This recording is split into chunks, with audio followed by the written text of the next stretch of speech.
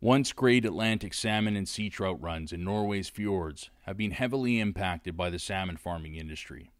Here, scientists, conservationists, and fish and wildlife enthusiasts have long been concerned about sea lice, viruses, and escaped fish from the farms.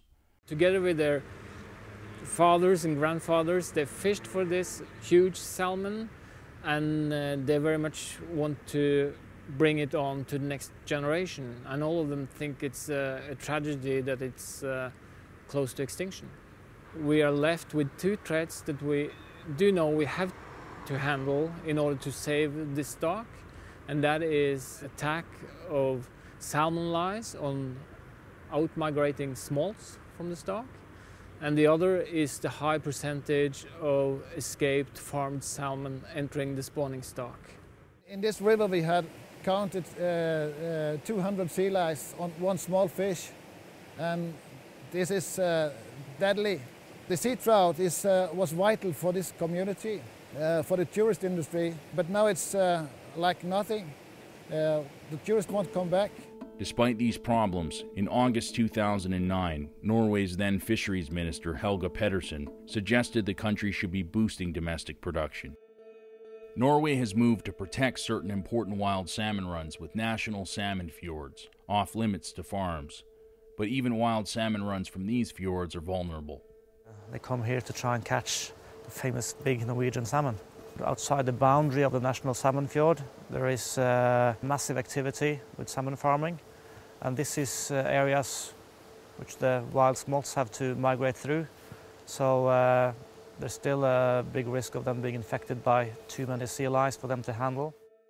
This past May, an international delegation of scientists, conservationists, indigenous and labor leaders from Scotland, Ireland, Chile, and Canada journeyed to Norway to present their concerns at the annual general meetings of the two biggest salmon farming corporations in the world, Marine Harvest and Cermaq. Hi, Alexandra Morton. The Canadian contingent of the delegation included renowned salmon biologist Alexandra Morton, Chief Bob Chamberlain, who chairs the First Nations Leadership Council's Aquaculture Working Group, and a representative from the British Columbia wilderness tourism industry, who underlined the importance of wild salmon to other iconic species and the coastal tourism economies that depend on them. I have delivered to the folks up here at the front a collection of documents from our tribal council, from some of the First Nation organizations in the province of British Columbia and Canada, all three of them. It is very rare that you'll find a topic that all three will write a letter of support. Salmon is one phone call. 2 days later I had these letters. Such is the importance of salmon to our people in Canada. The members of the delegation conveyed to the Board of Marine Harvest the frustrations of many in British Columbia about the industry's operations.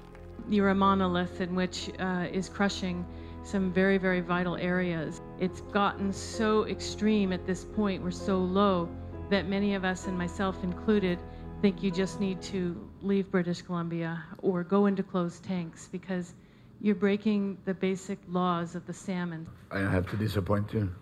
We are not going to leave Canada.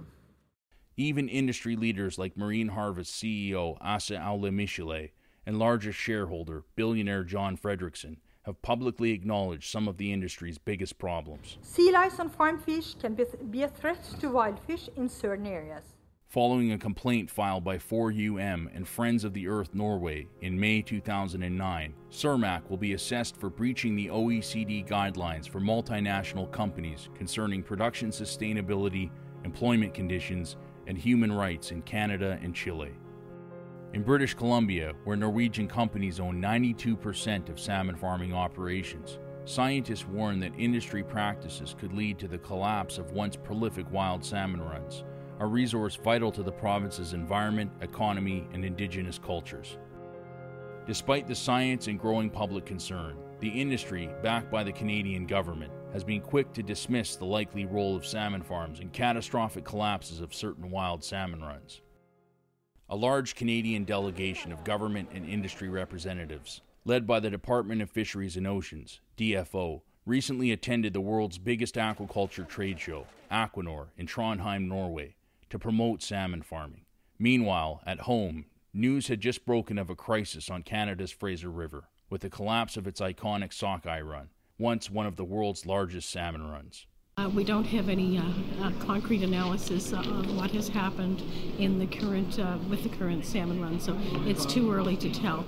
I'm here in Norway to support our aquaculture industry in Canada because it's a very important part of our economy. Many Canadians have been increasingly critical of DFO and its failure to acknowledge and deal with the impacts of salmon farming. These critics include former senior ministry scientists and managers like Otto Langer. I left fisheries in great disillusionment in 2002, and I have seen no improvement. There's a great conflict of interest within that agency. They are promoting fish farming, and yet they have the Fisheries Act, which says they have to conserve and protect fish habitat and protect wild fish. And DFO's critics have good reasons to connect the mainly Norwegian salmon farms to the Fraser sockeye salmon crisis. We don't know if salmon farms are causing all the impacts on sockeye, but they seem to be a contributing factor, and we need to study and really take into account how much mortality these salmon farms are causing for juvenile sockeye. We have evidence that Fraser sockeye are around those farms, that they're getting lice on them. The industry association paid mouthpieces have already dismissed salmon farms, of course, as a cause. They've said that the nearest salmon farms are over 100 kilometers away from the mouth of the Fraser, so therefore the Fraser sockeye aren't at risk. Well, that's absolutely bunk, because we've looked at the migration patterns of sockeye, we've looked at their swimming speeds, and we know that they can be around those salmon farms in as few as a few days of swimming, and they may stay around those farms for quite a while. They are vulnerable. We've heard that they're too large to be affected by salmon farms and lice, and that's absolutely garbage as well, because in all the workshops that we've done with European scientists, they'll tell us that the much larger smolts from Europe, the Atlantic salmon and the sea trout, have absolutely been decimated by sea lice from salmon farms.